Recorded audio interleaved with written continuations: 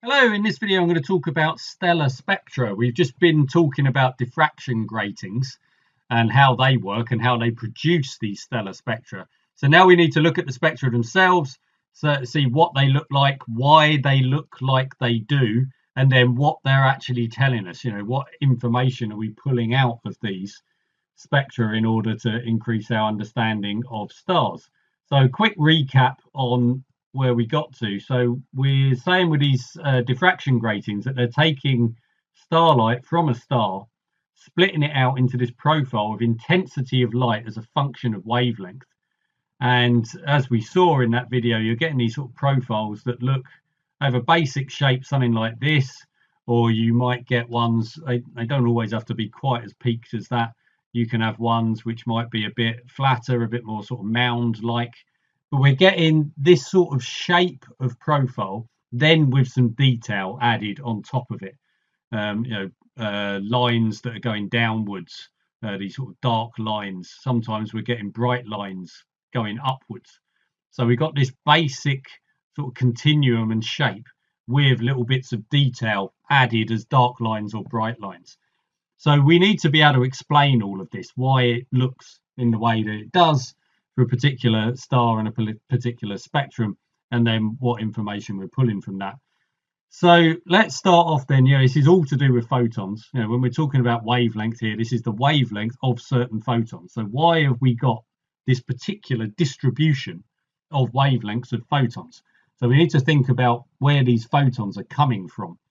And the origin of photons, we've got two real groups here that I want to emphasize. We've got the group that everyone seems to think about first when it comes to the origin of photons, and that is the transition between energy levels in atoms.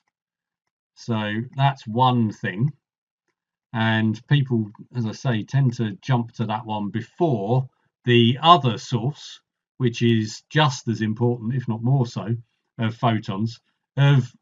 Well, I suppose broadly, these are photons that aren't coming from energy level transition. So where are they coming from? Well, they could be coming from fusion.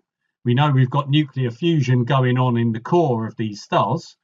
And when we're binding together protons into helium nuclei, essentially, because it's all in plasma form, it's all ionized.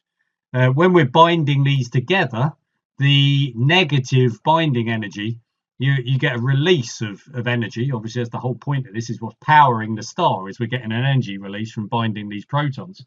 So we've got negative binding energy, we've got a release of energy, which is in photons. Okay, you get some as well in the kinetic energy of the products of the fusion, but we're getting a lot of photons that are being released in fusion. We're also, as part of the processes of fusion, we're getting positrons that are being released. Those positrons then annihilate with electrons. So we've got annihilation of positrons and electrons, because that annihilation is turning mass into energy. So we're getting photon release there. So that's another source of photons. We've got all of this plasma. We've got charged particles moving around all over the place. And if you've got accelerating charged particles and interactions between charged particles, then, well, that's all the electromagnetic interaction, which is all mediated by photons. So we've got photon release through the plasma and through thermal motion. So all of these different sources of photons. And of course, we're familiar with things like, well, thermal motion in particular. If you look at someone through infrared goggles, this is what we're looking at. We've got the motion of the atoms and molecules in our body, and that can be averaged. The energy that these atoms and molecules have depends on our body temperature, and it will then release photons of particular wavelengths associated with our body temperature, which happens to be in the infrared. Now, stars obviously hotter, but it's the same thing that's happening. We've got this thermal motion of charged particles releasing photons. So we've got these two different sources of photons, whether it's energy level transitions or whether it's all this other stuff. And this is giving us the two groups of features that we're getting in these spectra. So I'm going to start with the second one, which is going to give us our continuous spectrum. So, this sort of continuous distribution that we're getting of intensity with wavelength. And why are we getting this? This is, essentially it's a statistical distribution that we're looking at actually occurring in the real world. All of these photons that are being produced by any of these mechanisms, listed here in point 2, they're getting scattered around in their journey through the sun. It takes a long time for photons to get out of the sun, so they're being scattered around. You've got statistical variations in the thermal motion of all of these particles. So you're getting an averaging out and a distribution of the energy of these photons, much as we see in our thermodynamics when we were looking at ideal gases. But okay, we can say that the average energy of a particle is 3/2 kT. But that's not to say that every single particle in an ideal gas has exactly the same energy. We get a peak energy for the average, and then we've got some distribution around. Well, the average might not necessarily be at the peak, but we've got a distribution of energies with some average. So it's all statistically based. That was all our statistical mechanics, wasn't it? But we're getting the same thing going on here. I know, as I said in the previous video, plasmas are not like ideal gases.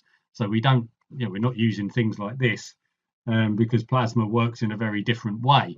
But the principle of having a statistical distribution of energies is much the same. We've got a peak and we've got a distribution around it based on, all of the processes that are forming these photons. And there's a couple of laws that can help us with this. So we get Wien's displacement law. That's the first one. We've also got Stefan's law, which I'll get onto in a moment, sometimes called Stefan-Boltzmann law. So in the displacement law, though, this is giving us a relationship between the peak here, so the wavelength at which the peak in intensity occurs, so what we call lambda max, we get a relationship between that and the temperature of the star. So if we've got our peak here, that's where the highest intensity is, that's our lambda max, and it is inversely proportional to the temperature of the star. This is the surface temperature, the temperature of the photosphere. Now, this isn't always that easy to work out because you can't always see the whole of the stellar spectrum. If we've got a spectrum which in reality is something like this, and we're observing it on the Earth, well, the Earth's atmosphere only lets through certain wavelengths. So if it's a particularly hot star, this peak might be in the UV or X-ray, in which case we won't see it because in the Earth's atmosphere only lets through, say, visible, little bit at the short end of IR, and it blocks all of the microwaves, and then you get a bit of radio wave. So we might just be looking at this bit, and then we don't know where the peak is. So it's not immediately helping us with the temperature for a really hot star.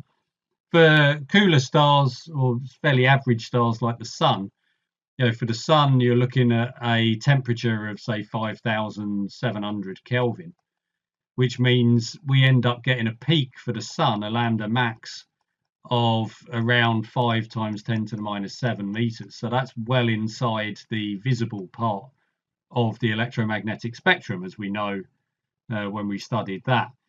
So if you had the spectrum of the sun, then you're going to get a peak which is somewhere around here, which means we can pull out our lambda max and we can work out the temperature. So that's something that's already useful off of here.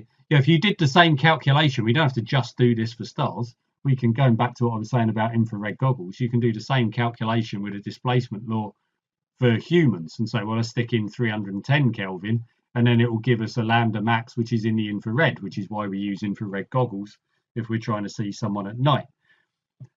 So yeah, this isn't specific to stars. This is specific to anything that's letting out thermal radiation. So that is the displacement law. Then we get Stefan's law, which is telling us about the luminosity of the star. So the luminosity measured in watts, this is the power output of the star. pretty much area under the curve on these intensity graphs here. And that is 4 pi r squared, so the surface area of the star. Now this is the radius of the star, multiplied by the Stefan constant, or Stefan-Boltzmann constant, if you want to call it that, and then multiplied by the temperature of the star to the power of 4.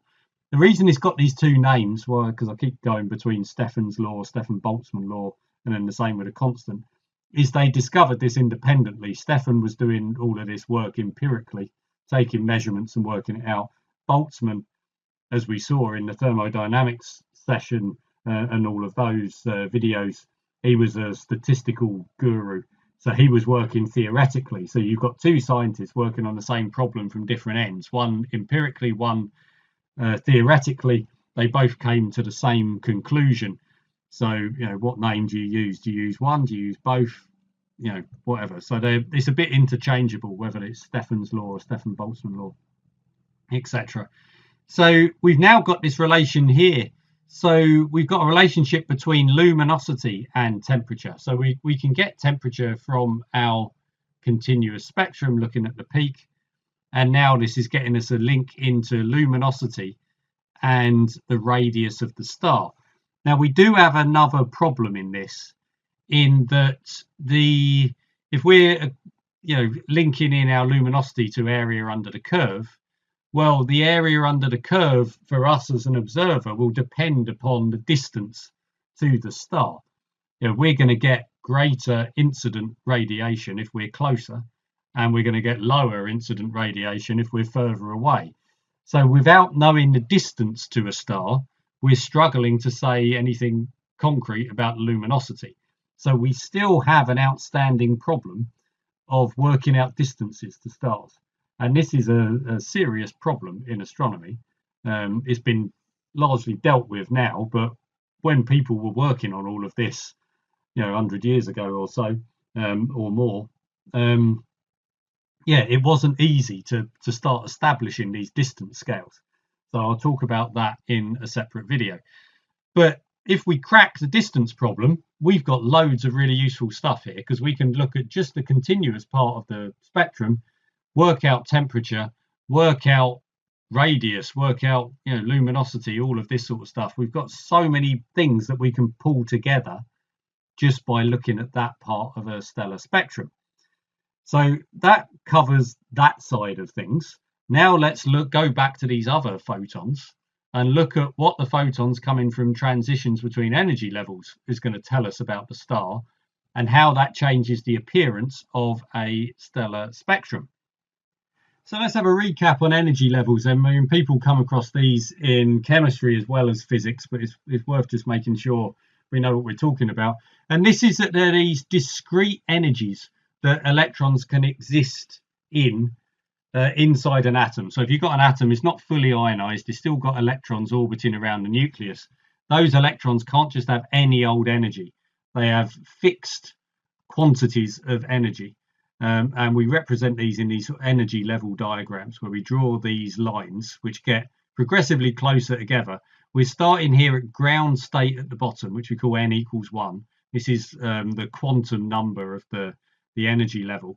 And in hydrogen, that means that the energy of the electron is minus 13.6 electron volts. Now remember, this is negative energy because the electron is more tightly bound to the atom. Remember, we're setting zero energy at infinity, as in the electron is completely ionized, so it doesn't have the energy associated with being bound into an atom. So you've got negative energy that the electrons have.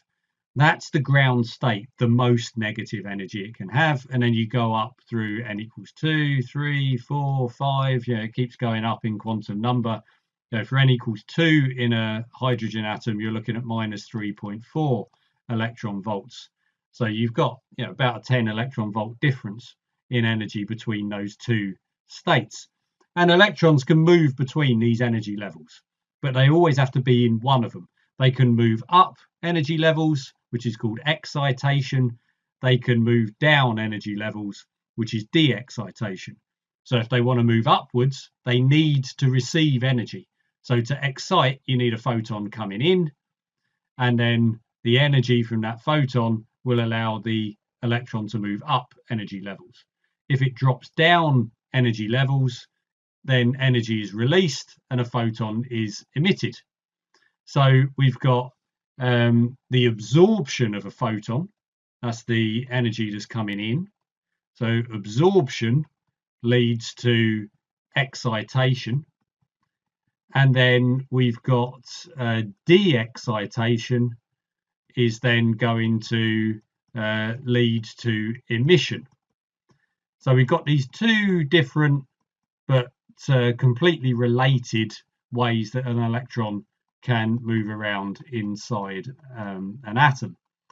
I mean, the reason that we have these energy levels, I'll get into in more detail when I'm doing the quantum mechanics section.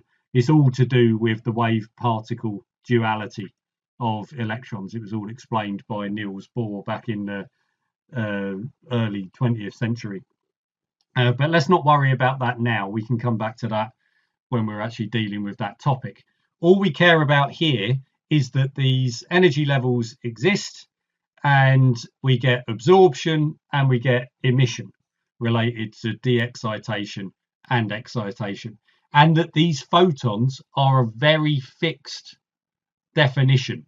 You know, the photons that are being emitted here, you know, we know that the energy of a photon is hc divided by lambda, so that's our Planck constant at the top, speed of light at the top. So these are two constants that we've got here on the numerator. So the energy of a photon is inversely proportional to the wavelength.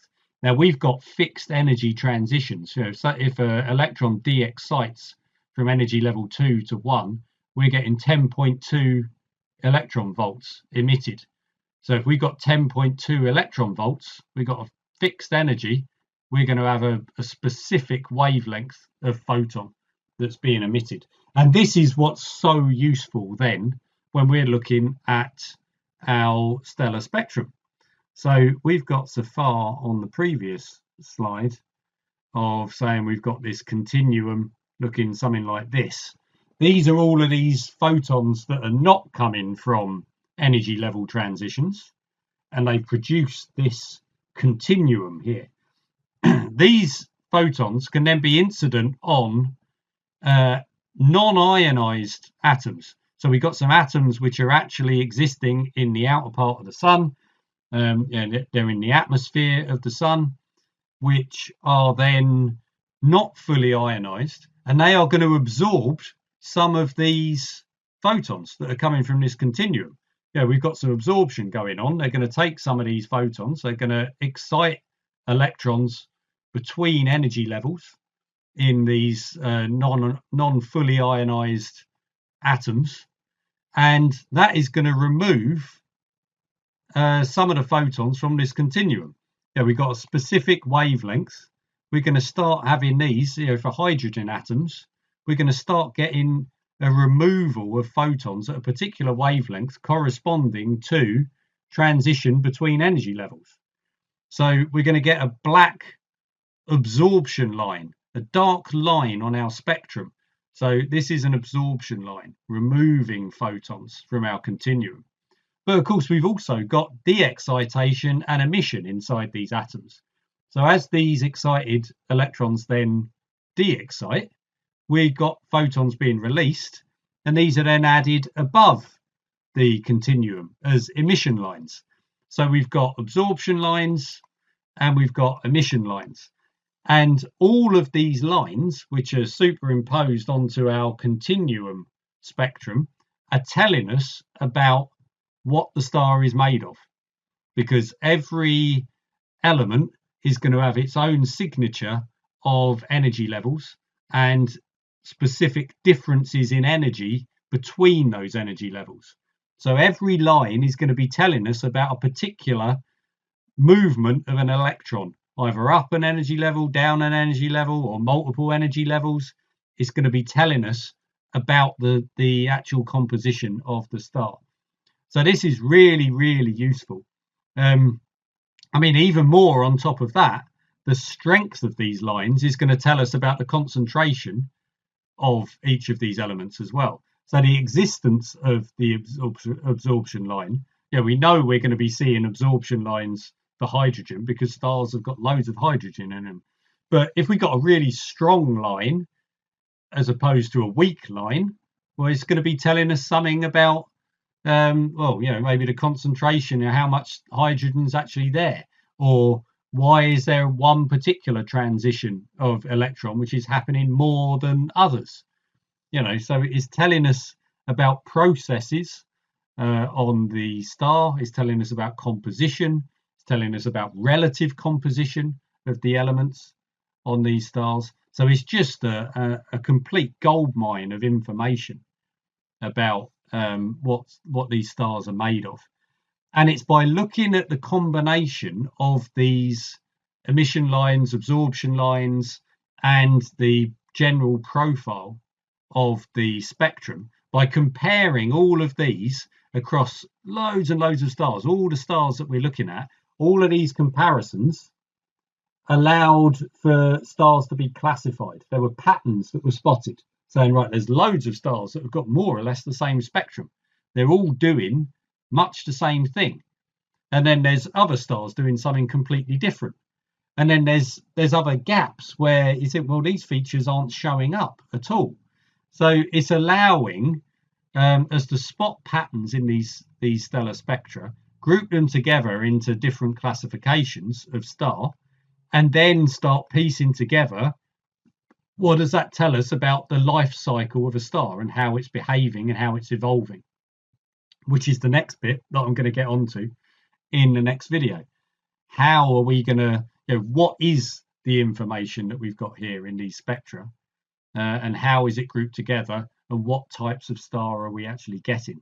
Because it is quite impressive, really, that we get a relatively small number of different types of star. I mean, you get a lot of, you know, variation inside the overall structure, but the basic framework of types of star, there aren't loads of them. It's a fairly simple evolution that these stars follow through, and it wasn't immediately obvious historically that was going to be the case, that there was going to be such a nice coherent story to how stars behave. So we can get onto that story in the next video, talking about stellar classification off of the back of these discoveries in stellar spectra.